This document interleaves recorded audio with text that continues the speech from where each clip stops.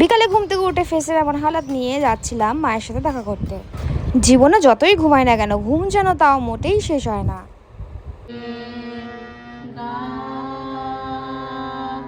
মায়ের গানের ক্লাস শেষ করে খেয়েছিলাম একটুখানি চা।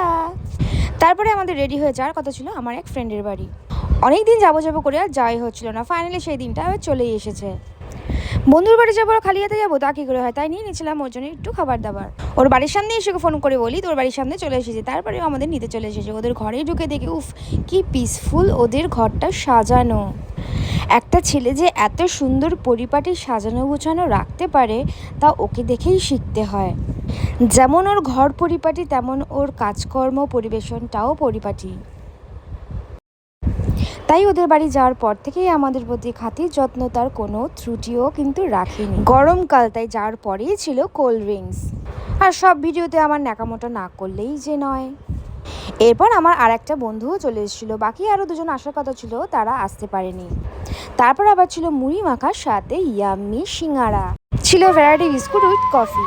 এরপর আমরা কম্পিটিশন করছিলাম কে কত ভালো বাঁশি বাজাতে পারে। যদিও বা আমরা কেউই ভালো বাঁশি বাজাতে পারি না, তাও আমাদের একটু শখ হয়েছিল। এটা ছিল আমার নিউ চ্যালেঞ্জ আনলক। ভাবছি এরপর থেকে বাউল সঙ্গীতের সাথে যুক্ত হয়ে যাব। ওয়েট, তবে এখানেই কিন্তু শেষ নয়, খাওয়া দাওয়া এখনও কন্টিনিউ। লাস্টে ছিল আমাদের আইসক্রিম। সবশেষে সন্ধ্যাটা কেটেছিল বেশ মজাদার। এমন মজাদার ভিডিও পেতে হলে সাথে থাকো, দেখতে থাকো, বাই।